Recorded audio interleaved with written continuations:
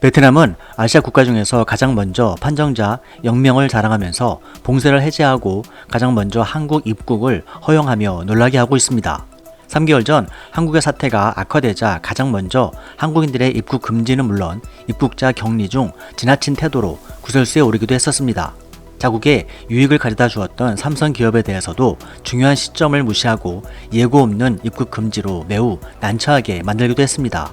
한국에 거주하는 자국 국민들의 입국도 금지하면서 한국에는 잘 부탁한다고 말한 것은 물론 일본 측과 손을 잡는 의외의 외교 모습도 보였습니다.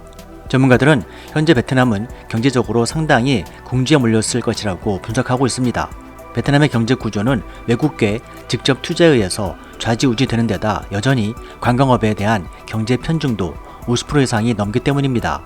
중국과 한국 관광국에 거의 80% 이상을 의존하고 있는 상황에서 3개월째 완전 봉쇄 정책으로 매년 7% 이상 구속 성장에 제동이 걸렸다는 것입니다. 특히 국경을 맞대며 오랫동안 정치적인 갈등에 놓여있는 중국과는 달리 40% 이상 대폭 증가한 한국 관광객 덕분에 특수를 누렸던 베트남이었습니다. 그러나 한국의 기업들은 베트남에 대한 투자 확대를 검토하다가 이번 사태로 인해 비즈니스 신뢰상 베트남과는 점차 거리를 두는 분위기입니다.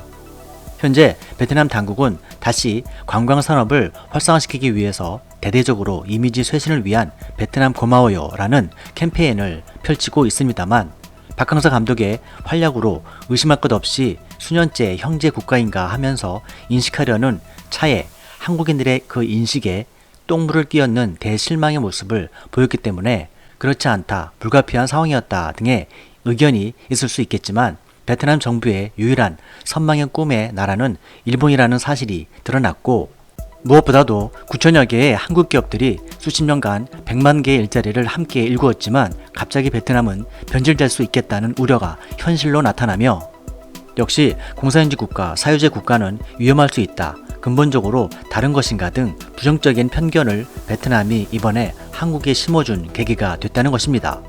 베트남의 언론들도 한국의 진단키트 지원을 받으면서도 폄하하는 기사를 적시하는가 하면 적지 않은 베트남 네티즌들 또한 한국에 부정적이었습니다.